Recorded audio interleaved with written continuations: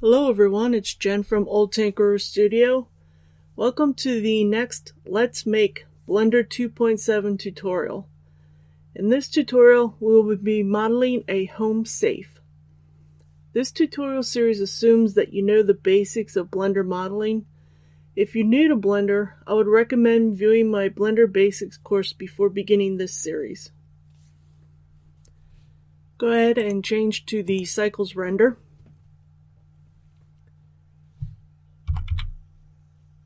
And then scale the cube along the x-axis and apply the scale.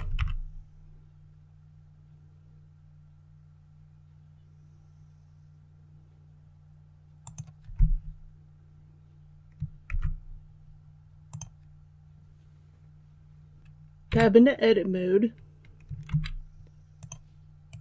Select the front face and inset it. Now here's a quick tip. If you hit I and then enter and then hit F6, you will have an option to set your thickness and your depth as well as other options. I'm going to go ahead and change my thickness to 0.1.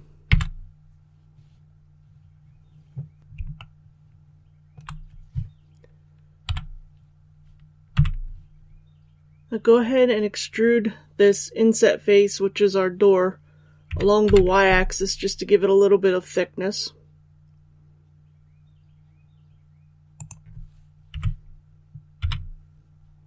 And then go ahead and hide the door.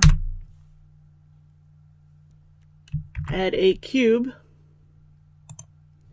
And then scale it down to the size of a shelf that we'll place inside the safe.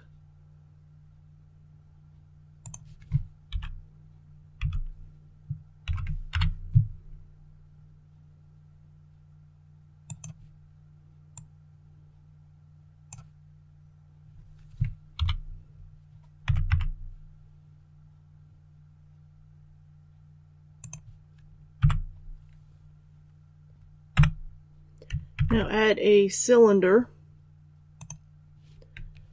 I'm going to go ahead and change the vertices down to 12.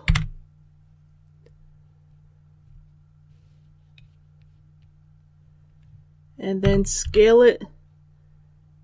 And we're going to use this as the hinge on the edge of the door. So scale it down. Place it on the right hand side. Now what we're going to do is place it so it's halfway in and halfway out of the actual frame. So it'll show partway in front and partway in back of the door.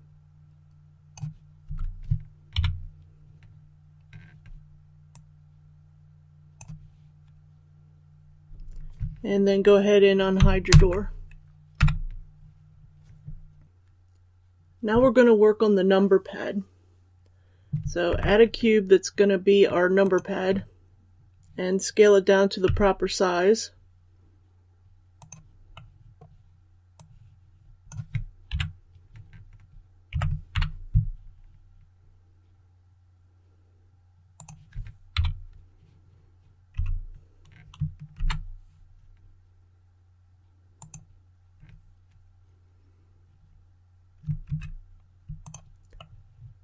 Go ahead and bevel these four corners just to give it a little bit of roundness.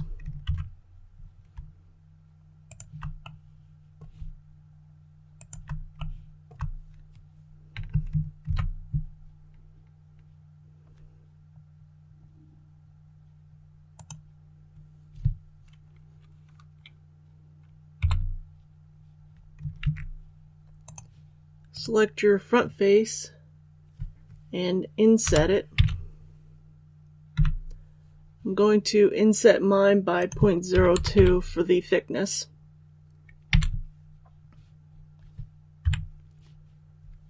And then extrude it back along the y-axis.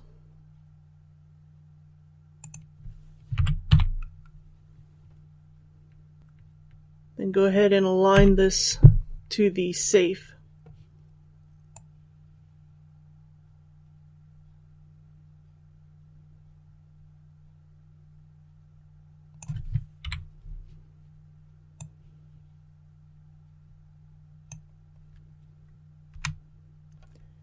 I'll go ahead and add another cube, and this is going to be a button for the keypad. So scale it to the proper size.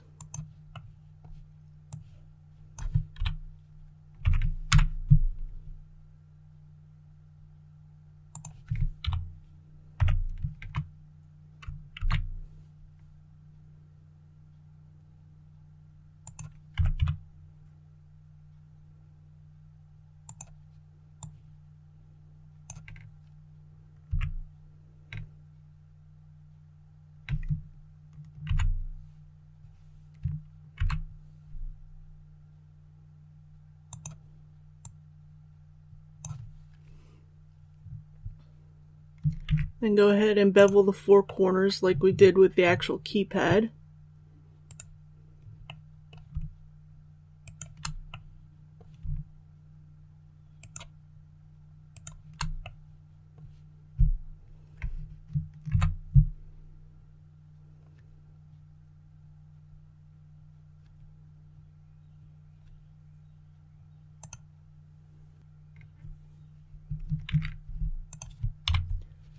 Select the front face of our button and then inset it.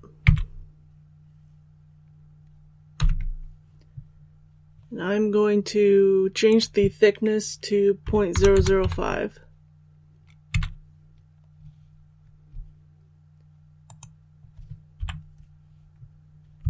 And then extrude it back along the y-axis.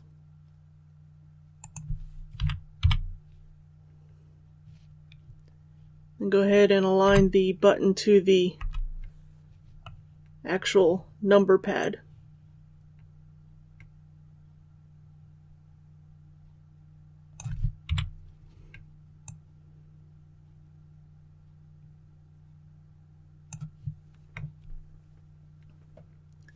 Go ahead and separate the button from the rest of the model.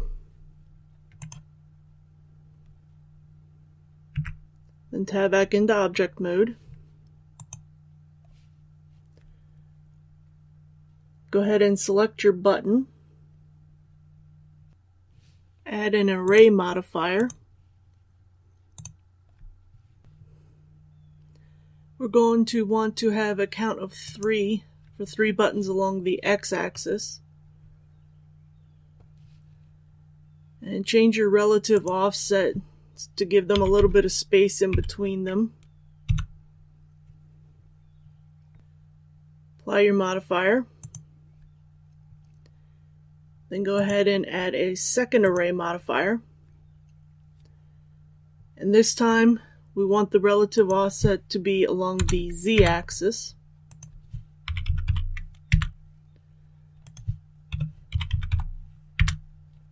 And we're going to want to have 4 as our count.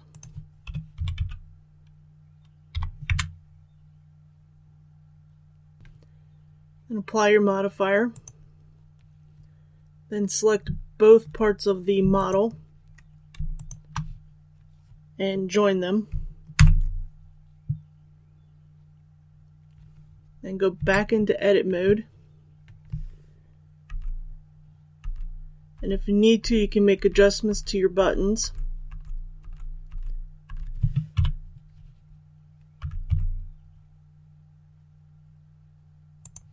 And then center them on your number pad.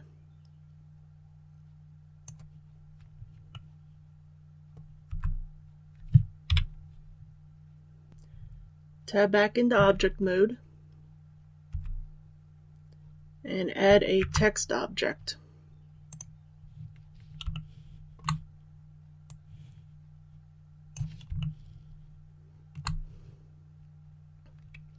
Then tab back into edit mode. Using your backspace key, get rid of the word text. And we want to have the numbers 1 through 9, then enter, then 0, then clear. We're going to use these to put them on our buttons.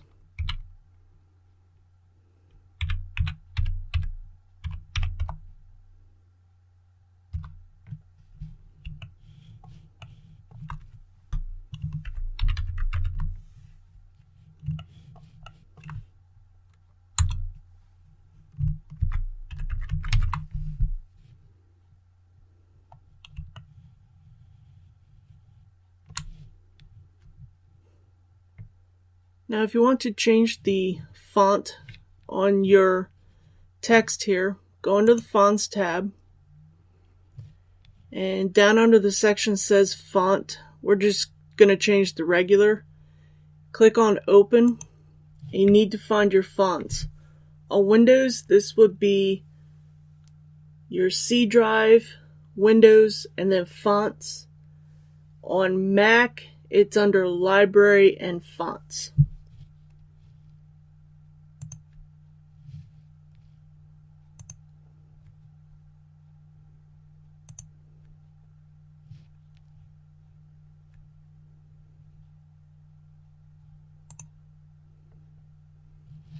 Find which font you want and just click Open Font. Now tab back into object mode, and then rotate and scale the text to the proper size.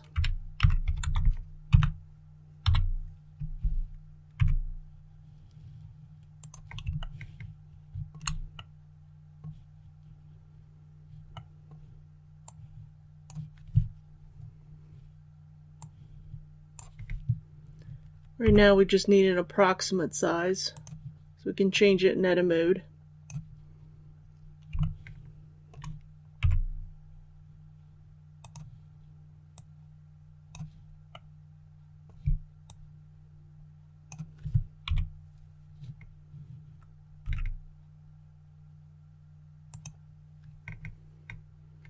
Now we need to change our text to a mesh. You do this by Alt-C and then Mesh from Curve. And go ahead and join these to the original model.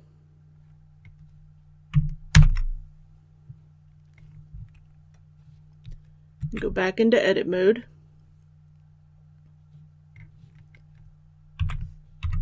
Select all your text.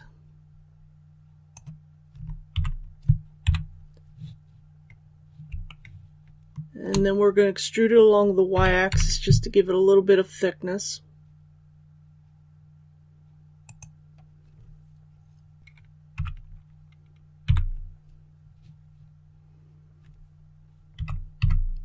Go ahead and select all of your characters again.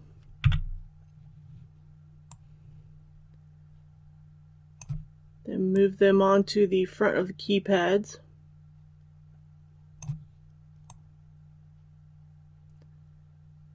Put your 1 in the proper position in the center of this first button.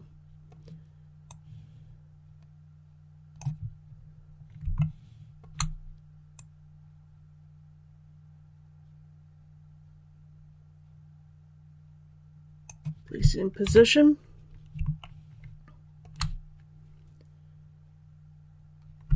And then holding down your Shift and L key, go ahead and make sure that the 1 is no longer selected. Then move over to the next button. Place your 2 in the proper position. Again, hold on Shift and L and deselect 2. And then what you need to do is complete the rest of the buttons with the rest of your numbers and your enter and clear.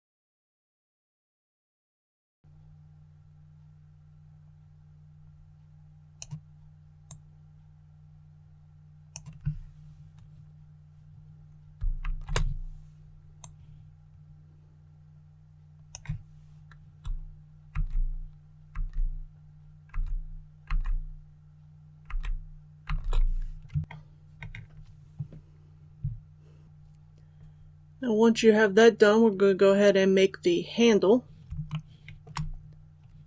Let's add a cylinder.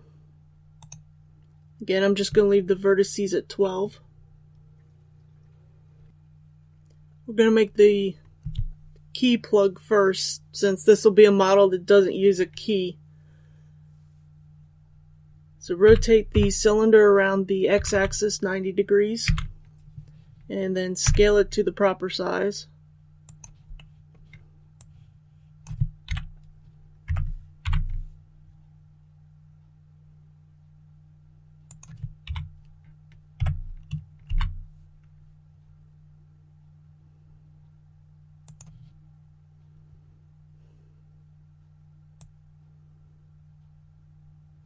And then align the key plug to the left side of the keypad.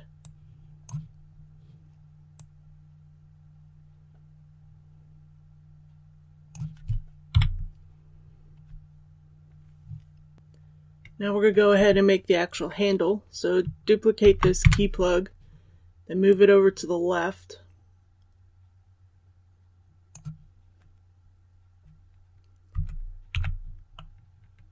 And what we're going to do is grab the back of this key plug and just extrude it a bit along the y-axis.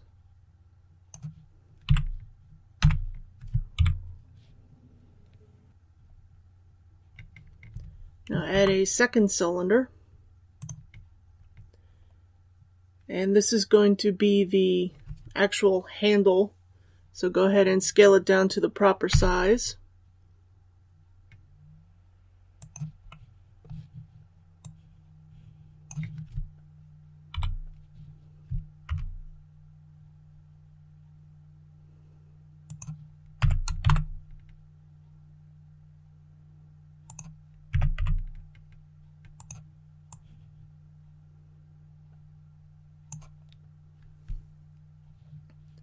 And then go ahead and align it to the first part of the handle that we made.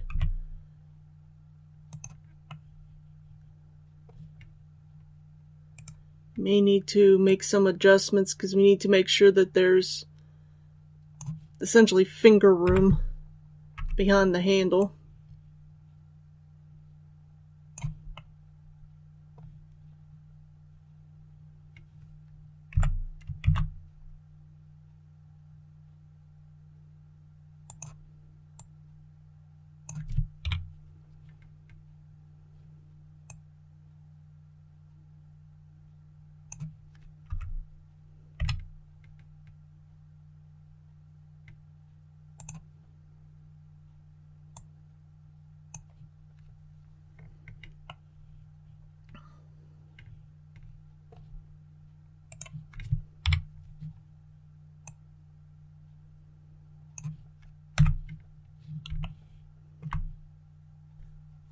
Okay, so now it's time to give this safe some materials. Tab into object mode, open up your materials tab, and if you have a default material here, go ahead and delete it.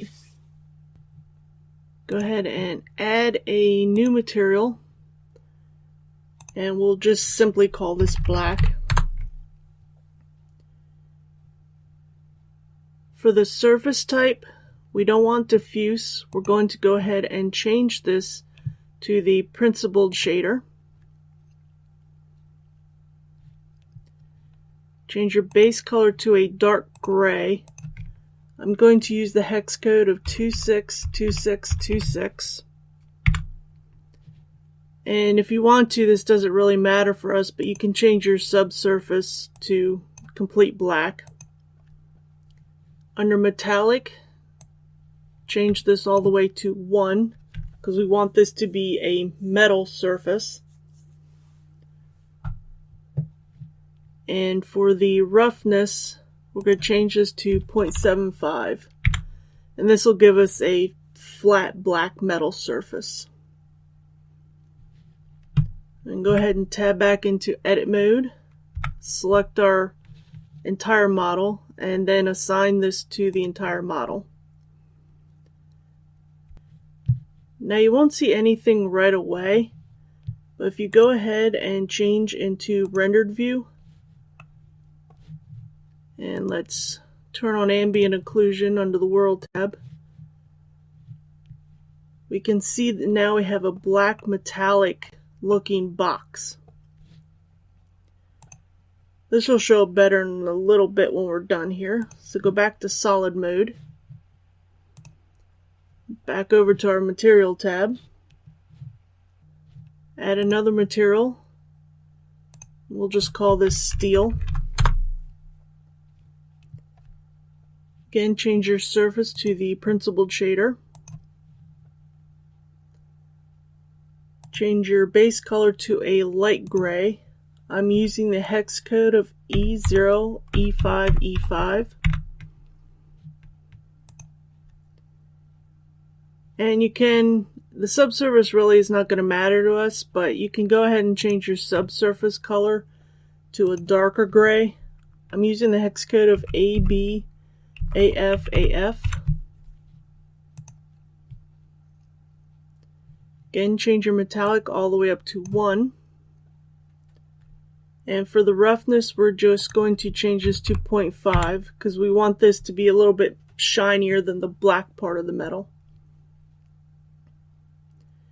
Then we want to assign the steel material to the numbers, the outer edge of the number pad, the outer edge of the buttons, the key plug,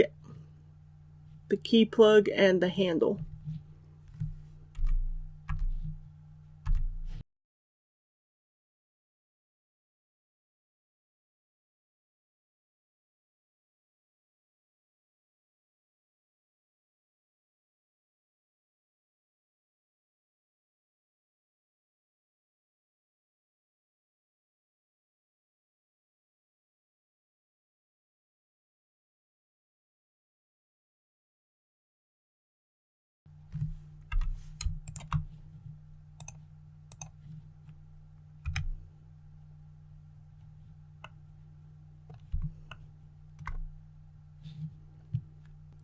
Again, if you want to, you can go back into rendered mode.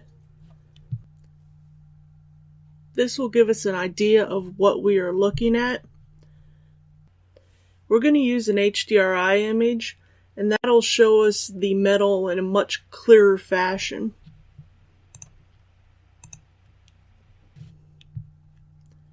There are plenty of free HDRI images out there. My favorite place to go is HDRI Haven, which is just hdrihaven.com, and I'll leave the link in the description below. You can go ahead and download any number of HDRIs that you want. Now, I've already downloaded one of a machine shop. So to use an HDRI, let's go under our render tab. And down here under film, click on transparent. That way the HDRI image will still interact with our model, but we won't actually be seeing it and it won't render. Open up your world tab. Make sure that you have ambient occlusion checked. And click on use nodes. Then under color, go ahead and click on this little radial button. And then we need to change this to an environment texture. And then just open up your HDRI.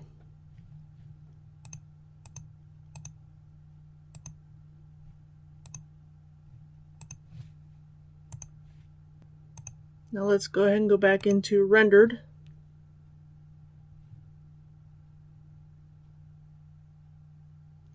And now you can clearly see what we're looking at as far as the metallic. If you move your mouse around, you can see how the HDRI image is playing on the surface of your model.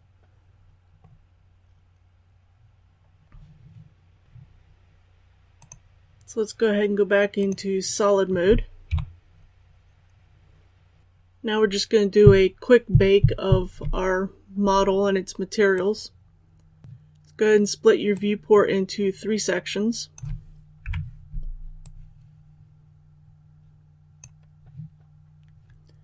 Change one into your node editor.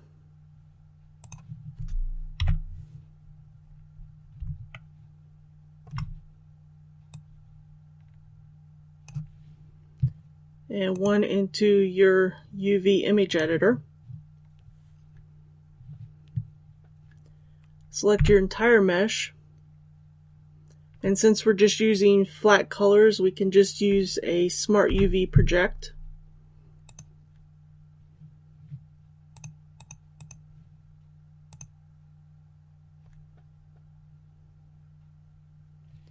Click on New and give this UV a name.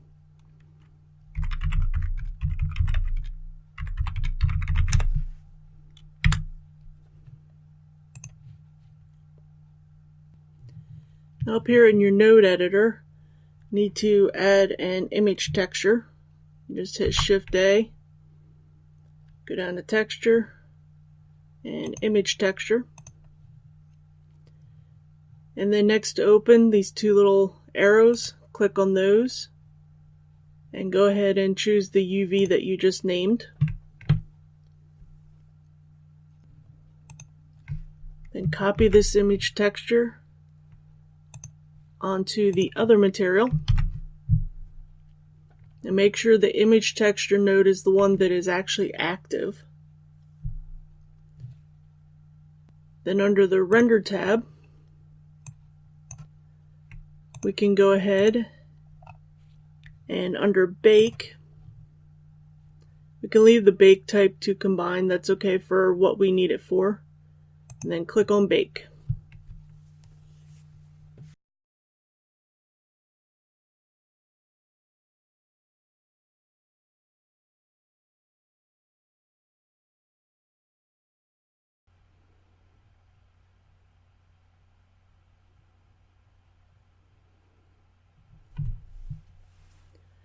Then after everything is baked, don't forget to go down to Image and then Save as Image and then save out your UV. So there's your very simple home safe. If you follow along with this tutorial or any of my tutorials, please tweet me with your creations. The link is in the description. If you have any questions or suggestions for tutorials, please leave a comment below and don't forget to like and subscribe. I hope you found this useful. Have a good day.